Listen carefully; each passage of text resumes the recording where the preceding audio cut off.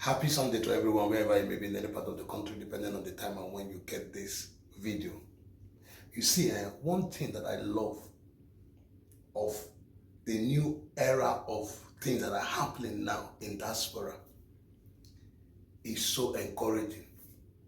And when I say the new era, I mean people that are born in diaspora, in UK, in Canada, in America, the African children that are born here, that their mother and their father originated from Africa and they met in either UK, Canada, or America, or any of the diaspora country, and they decide to get married and have a child born in that country.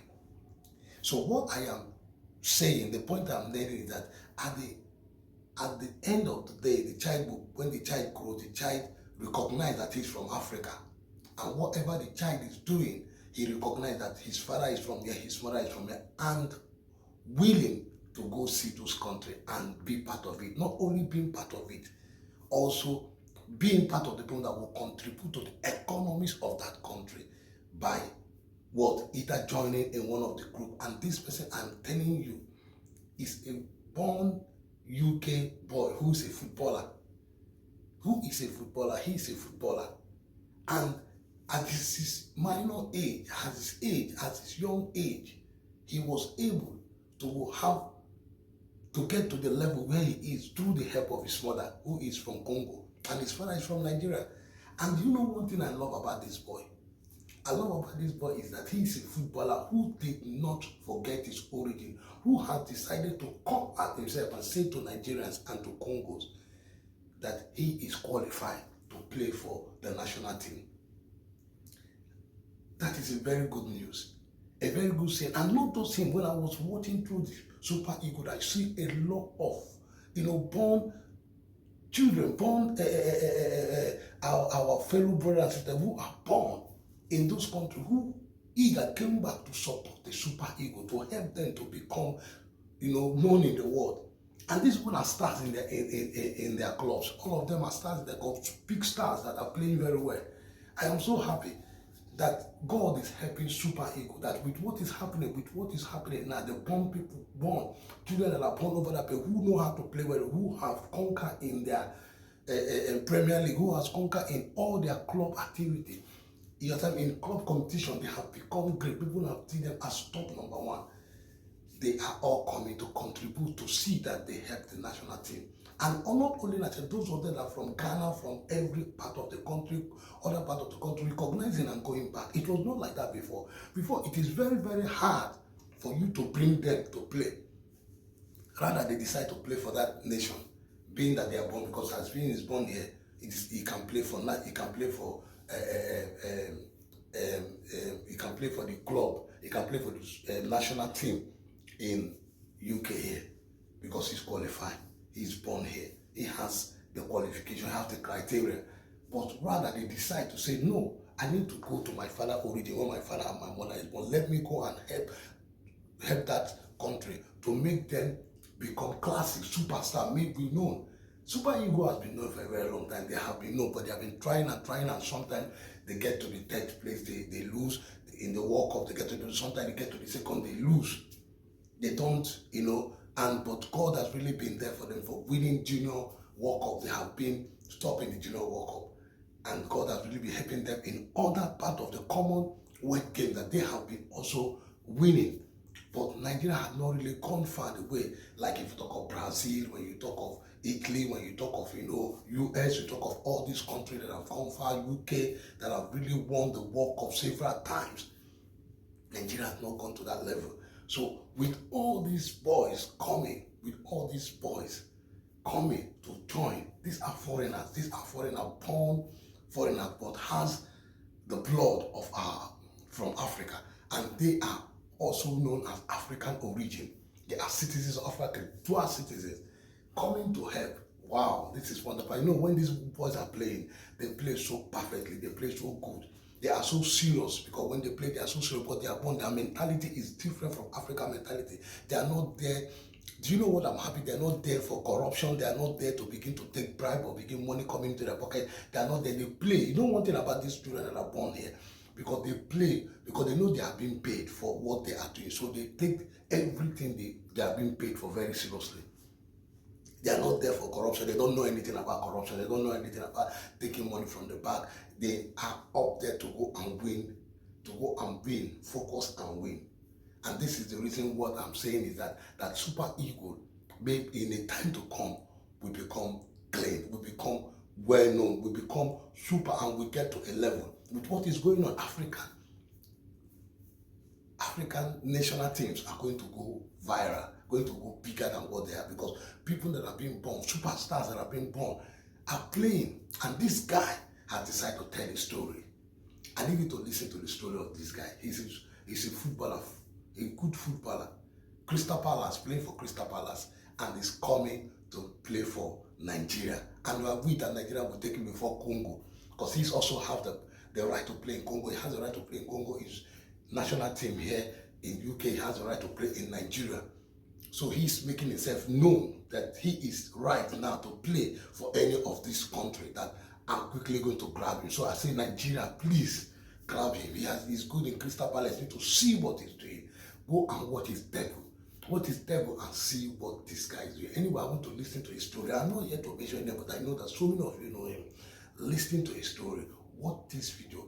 What do you think? Please subscribe, comment, like this video. I'm always supporting you. I'll bring you update. See you in the next video. Bye.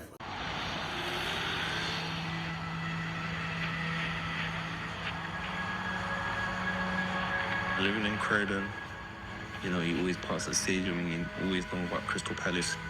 You always know about the players that played there. Playing for a club in the area that you've grown up, it's one of the best feelings, I'd say.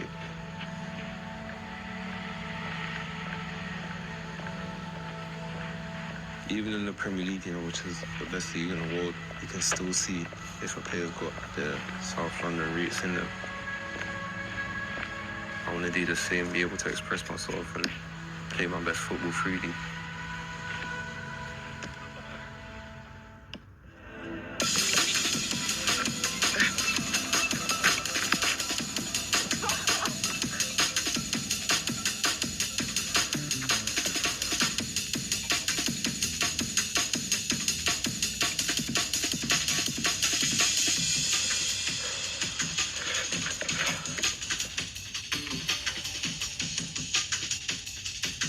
I'm Ashad Benoni, and this is my story.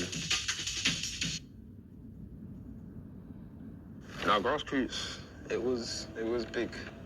Because I just like to play games when I was younger. I just like to play games. Going to the National Sports Centre in Crystal Palace, meeting my brother, because that's where we kind of both started. It's obviously quite important, got a lot of memories there, played there, even before I joined Palace. He taught me everything. Till this day, even when I was young, he's always been like giving me tips and lessons, basically. Just giving me life lessons in football, how to carry myself. I didn't even realize how close we was to the thing. Yo, well, how far are you? 15, 10. Say nah, we're here still. Broski, how come? There's stuff. Bare memories. The amount of gas I got on this pitch, oh my days. I can't lie, I was doing, if sessions were recorded back then in the dock, like we used to come from under there to go training, under like run through here and then run down this ramp. Yeah, no. Used to run on here with my plastics and that, make them blunt, fam. No, it looks hella small now. I remember you used to train. Was it this pitch here? Yeah, bro. And then it was like this net, I don't even think this netting thing was here. It used to just be all together. And then like a different age group would be in the dome on the other side. Yo, this place is crazy. Nah, it's crazy. I ain't been here in a minute. Like, I thought, back in the day, I thought this could be 11 aside. Like going from there to there. I thought the dome, bro, the dome seemed massive. Massive. That's why I learned a lot of my skills, a lot of my footwork. It's just iconic. For anyone in South London, they know about that dome. I got spotted. When I got spotted by Pallet, the dome, I went to the development centre in the dome. And then That's when they were like, yeah, go and train with the academy. So the academy would train on this outside bit. This man don't say that about the cover and that. See, that was so much to this. I remember first time I ever used my left foot. It was down here. And I smashed it with the net near post. Like, that was the first time I ever used my left foot. No, we're on max at knee side. Bent down, both my knees are bloody. I was like, damn. And then Bob would drop us off here, and then I'll be there running. The day I got signed was at Tottenham away. I'll never forget it. They said they're going to send the details, and I didn't get the details. And I just say Tottenham. And we went to Tottenham. When we got there, we were looking for the academy training ground, which we couldn't find. We went to the wrong place, but she was trying her best. You know, you can't fault that. And I called one of the coach, told him, can you please call the coach and let them know that we went to the wrong place? And then he said yes, but I didn't know if he did. And before we got there, I said to Asha, when you get there, just apologize. If you play, good. If you don't play, that's fine. Played the last quarter, because back then it was quarters when we were younger. And I've come on, I just scored four goals. I remember quickly scored 4. And then come to the car park now, I'm changed, about to go home. And he comes up to me and he's like, I want to give you a contract, I want to sign you for Palace. I was like, what, for Palace? Sign? And he was like, oh, but I need to ask your mum first. And Asha came to me and he said, the coach want to speak to you. I was like, okay. He came to me and said, oh, we have a contract for Asha. And do you want to sign it? I thought I wasn't going to see it now. You know, I focus on school. Yeah, I can face your books. No, mum was excited. Mum was like, yeah, like, definitely. And I spoke with my husband and, yeah, was happy about it. And obviously, we went ahead and signed the contract for him. You know, my mom's my everything. Like, she's taken me in the cold, through the rain, through any weather conditions to get me to training, to get me to games. Even when she's sick, she still finds the strength and the power. Without a lot of people, I wouldn't be here. Well, obviously, without my mom, you know, a lot of things wouldn't have happened. So she's my everything. It's nice.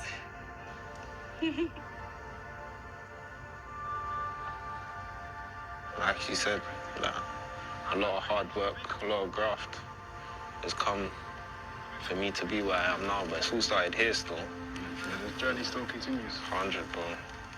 Now, this place, got a place in my heart still. Real. This place is real. Play your best when you're happy. They need another generation of kids coming through here, fam. I even took a picture with Jason punching.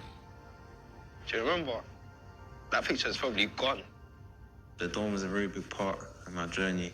Played there a long time, but I say Power League is number 1 for me. Just going there, playing freely, without caring the world about any mistakes.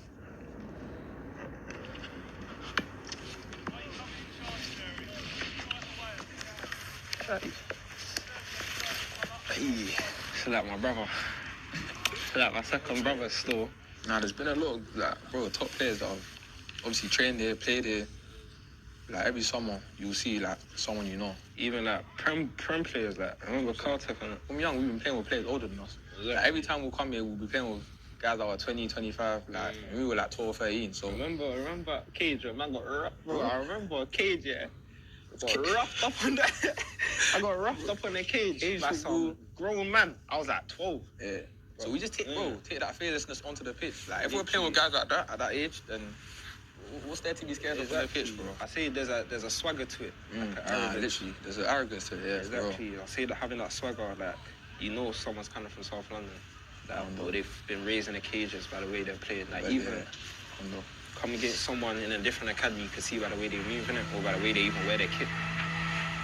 We used to come in, a lot as kids, even still come into this day, everyone from South London, like around Croydon side.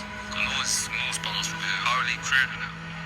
No, this is literally something. It's in our DNA still. Never leave us. Yeah, our second home, bro, literally. You know the Jamaican spot? These Island Grill, Andre's auntie's thing. Oh, yeah. You know? Yeah, I don't mind still.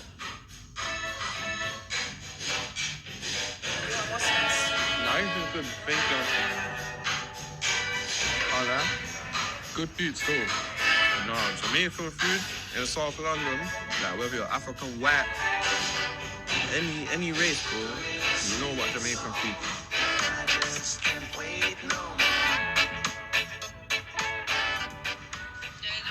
Hello. I'm at Auntie's shop.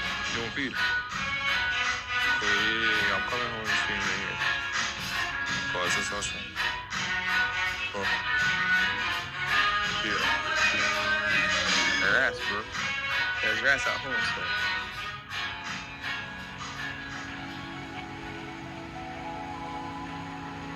South London is a very diverse place. My mom's from Congo. My dad's from Nigeria. Whenever someone will ask me where I'm from, I'll tell them where I'm from proudly. I can never ever forget where I'm from and shape who I am today. Is there a member of staff or a coach that you can remember growing up alongside and has really watched your journey come through? Is there anyone you can think of? No, I say Toddy taught me so much on and off the pitch. He was the coach for the year group above when I played with them. And from that season, we just had a great connection, a great bond. That's my boy, okay?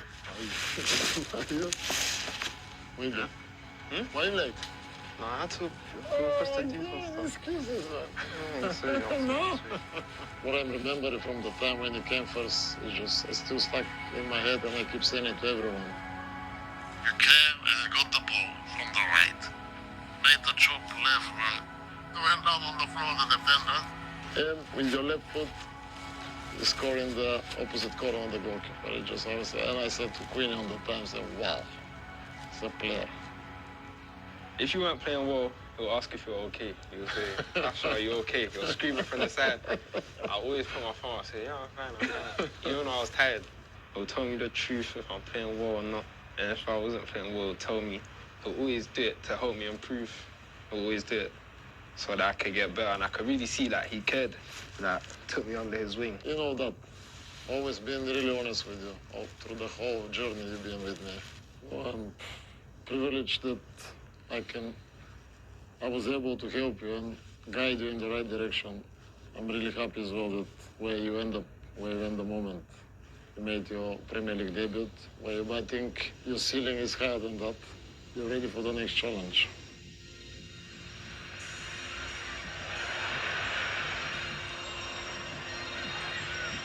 Coming on against Forest was just pure excitement.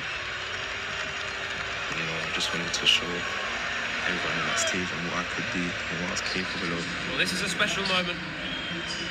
Off comes Daichi Kamada, and on in his place for a Crystal Palace and Premier League debut is Asha Akpinone.